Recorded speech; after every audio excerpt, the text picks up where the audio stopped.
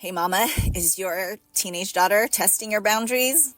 Maybe she's breaking the rules or making choices that have really broken your trust. So in this episode, we're talking all about what to do when your teen or tween daughter breaks your trust and why grounding her forever, even if we want to, isn't the answer. You'll learn 3 reasons she might be disobeying on purpose. And I'll give you 3 powerful ways to respond with healthy consequences that rebuild that trust instead of breaking your relationship. If you've ever felt angry, betrayed, or totally lost on how to discipline your daughter with love and wisdom, this episode is for you. If you are frustrated with how to get your teenage daughter to open up to you because all you want is to connect with her as you once did, you're in the right place. Hey, I'm Jeannie Baldomero, a former rebellious teen, now mom of 3 young adults, educator, and the mom mentor, equipping you to create open communication with your girl so she can come to you about anything, even if she's scared. So grab your oat milk latte, breathe, and let's do this together. Hey mamas, I have some exciting news for you. Guess what? I have a free event for you. Just hold tight, I'll explain. Starting August 4th, you'll have the opportunity to join me I'm one of the over 30 speakers who want to help open up your teen's mind and feed it as well. If your teen doesn't love to learn for the sake of learning, the CEO and founder of Ace Cookie Tutoring, Jessyka, has tools and strategies to change that. Jessyka reached out because she knows you don't want to nag or argue with your child about homework, projects, or even something like getting to school on time every morning. We're here to help. Just join us at Learn It. You can find the link in my show notes and start this new school year off right. If you're pressed for time and can't make it during this week, get a VIP pass instead. New interviews are dropped each day for a week starting August 4th. I'm one of them. Make sure to check out the schedule and find me. My interview is about winning big on boundaries and expectations and how to set them to start the school year right. Learn It is an event for mamas of tweens, teens, and young adults just like you. It's a chance for mamas to find information and new ideas to make life better for themselves and their teens as the new school year gets started. So I personally invite you, mama, on this podcast, go get your free ticket by going to the link in my show notes right after this show. Go and do it, and I'll see you at Learn It. If you're a longtime listener, this story I'm about to share may sound familiar. My 8th grade year was a hot mess for me and my parents, of course. I think even more so for really my poor mom, scratching her head out of frustration from my actions and my choices, saying, I don't even know who you are anymore. Can you relate? It's summer, right? My parents had grounded me for the entire summer after my 8th grade year going into high school. It wasn't just any summer. It was the summer going into high school. It was a time all my friends were hanging out and savoring the last couple of months together before heading to our designated high schools. Yes, I went to a Catholic school, so we did not have our typical neighborhood high schools. Our parents got to choose where to send us. So this was it. And I was grounded. I mean, rightfully so, after a whole year of sneaking off with friends, ditching school, having a secret boyfriend, and almost failing 8th grade. Of course, my parents had enough. So they grounded me the entire summer. And maybe right now it's summer for you and you are at wit's end because your daughter has consistently either crossed your boundaries, broken your trust, and have made some choices that you are absolutely at wit's end and you literally want to ground her for life. Okay, now mama, I already know one thing about you. You deeply care about raising your daughter well. And when she messes up, really messes up, you feel it in your bones. The anger, the disappointment, the I can't believe she did that moment. Maybe your daughter snuck out. Maybe she lied to your face. broke an important rule or did something that made you question everything. And now you're wondering, how do I even begin to trust her again?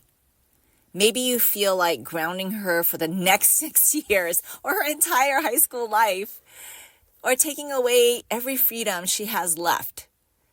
But today, I really want to talk to you, mama to mama, about what's really going on beneath the surface when your daughter breaks your trust, and how to respond in a way that teaches her without losing the relationship. Okay, here we go. Let's dive in. So here's the thing. When your daughter makes a bad choice, especially one that clearly violates your family rules, your gut response might be to lock it all down. Remove everything, her phone, friends, activities, that party she was looking forward to, forget about it, her freedom, all of it.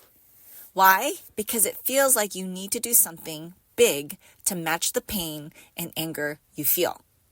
You want her to learn.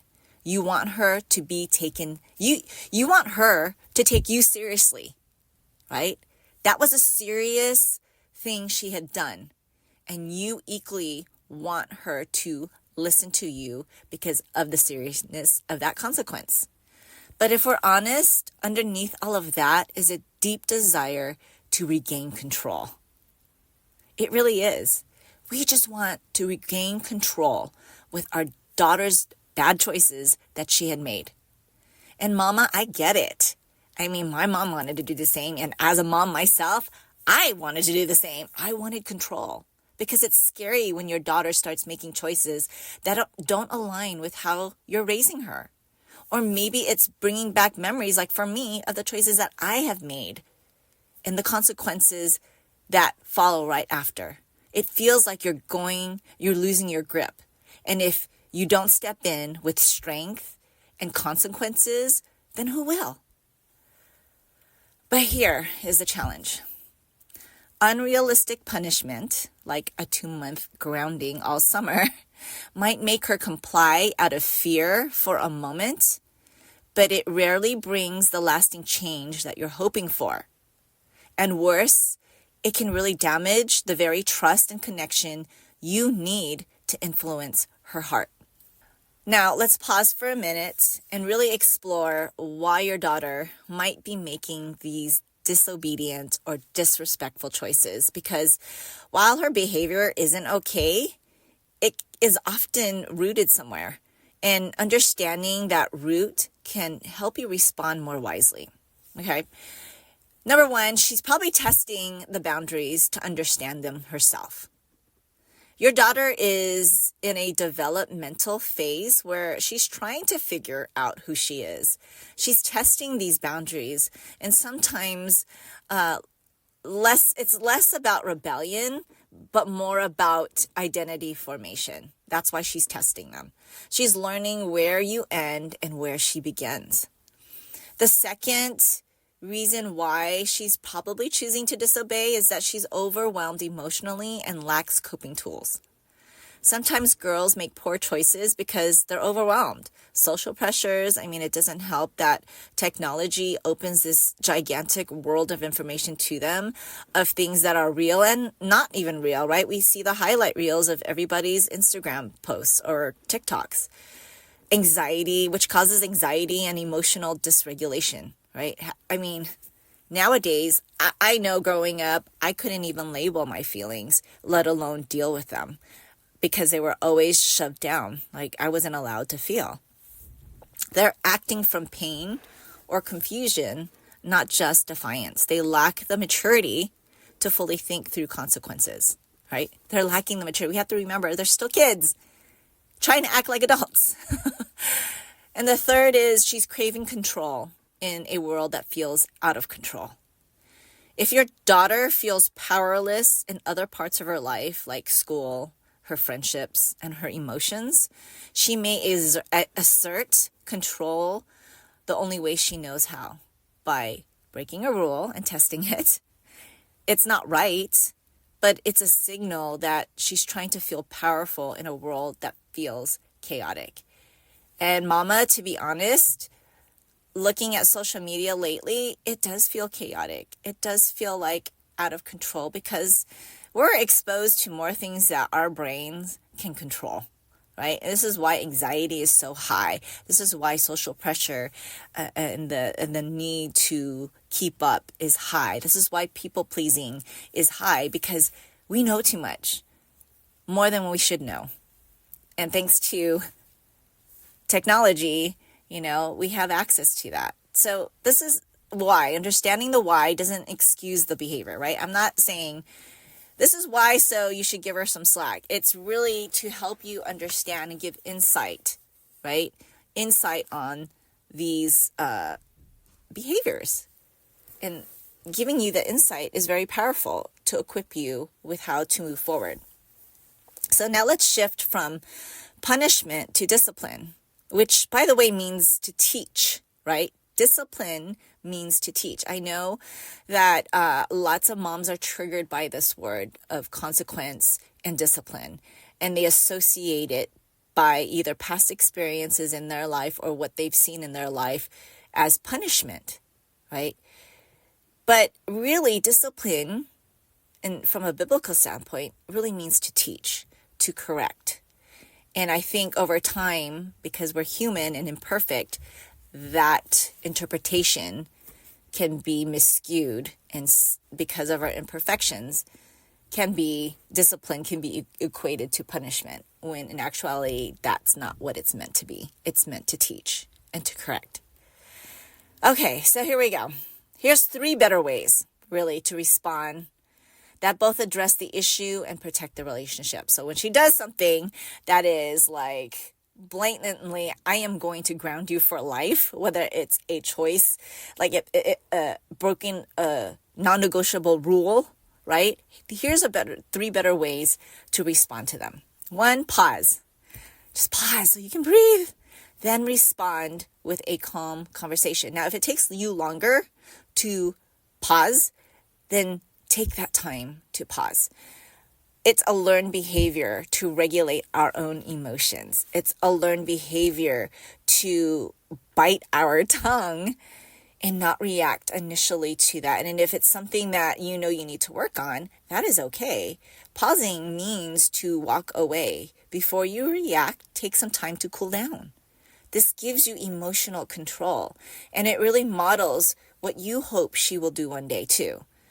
And then come back to her and say, hey, let's talk. I'm really hurt by what happened, right? Something like that. Let's talk. I'm really hurt by what happened, and I want to understand why this choice was made, right? It's a conversation. You're treating her like a grown-up, right? And talking to her and respecting her value as wanting to be independent.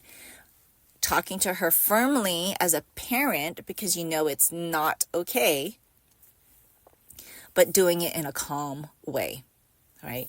And you can ask open-ended questions like, what's going through your mind when you had decided to do that? Not in a sarcastic way, because I know some kids can take it as sarcastic, and this is why it's so important to be calm when you do ask that. And help her explore her motivations as to why she felt the need to do that, right? You really want to understand, why did you make that choice? Second is create a natural and connected consequence. Again, consequence does not mean unnecessary punishment, right? Instead of a random or harsh punishment, like I'm going to ground you for life, give me your phone, I know that's the most valuable thing in your life, I'm going to take that. Give consequences that tie directly to the offense. I have a resource called Reestablishing Boundaries in the Teen Years, and it's a guide that you will get as a student for Talk to Your Teen Girl framework that really has these healthy conversations of going and re-looking at the boundaries that are appropriate for their age now, right? Because eventually we want to open up these choices, give her more choices. And you're thinking, wait, she made a bad choice and you want me to give her more choices? Well, yeah, according to her age and what she is capable of.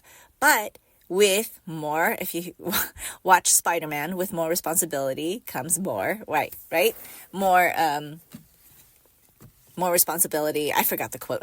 Whatever that quote is, you can quote it for me if you know Spider-Man really well. But basically, as you give more responsibility, the harder the consequences, right? You want to give consequences that tie directly to the offense. For example, if she broke her phone rules, then she loses her phone, right?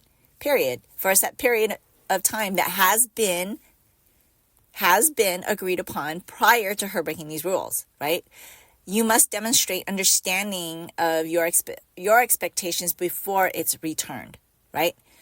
Now, if she broke a curfew or lied about her whereabouts, then she earns back her freedom slowly with check-ins and accountability, right? So you see how the consequence ties directly to the offense? This shows her that freedom is earned through responsibility and that you're for her, not just against her behavior. She can earn it back, right? You want to give her every opportunity to earn it back. And if she's consistent, maybe you can even give back whatever it is that you've taken away earlier than expected because you are for her. Third is make trust something to rebuild, not something to be shamed for. Oh, this is so important. This is so important. Make it something to rebuild, not to be shamed for, right? When we're shamed, we want to hide. And when we want to hide, we isolate ourselves. There's no way to rebuild trust that way. We want to ensure that, yes, trust has been broken, but you want to work towards, hey, how can we rebuild this? Because I really still want to connect with you. Maybe something like right now, I feel like the trust between us is broken, but I want you to know that I believe it can be rebuilt. I want to rebuild this trust. It's going to take time and really consistency and honesty. But I'm here for that, and I still love you, and I believe in you. Right? When we approach it this way, you're communicating two powerful truths. You are still loved, even when you mess up, and trust is rebuildable, and you're capable of growing. And Mama, you know that message? That's one she'll carry for life. That, yes, she's going to mess up because she's human, but it is redeemable because she's still loved, even when she's imperfect, and that trust is rebuildable. Trust is rebuildable. Here's what I want to leave you with today. Your daughter's bad choices doesn't mean she's a bad person. I want you to hear that again. Your daughter's bad choices doesn't mean she's a bad person. And your anger doesn't make you a bad mom. You're human. This stuff is really hard. It's hard. It's challenging. But don't let your fear or frustrations drive you to control or punish in ways that push her further away from you. You can be firm and kind.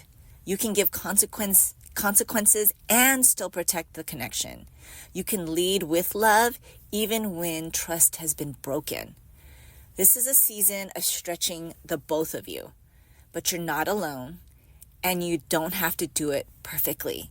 You just have to stay engaged and grounded in truth. If you're not a part of a mom community, why not?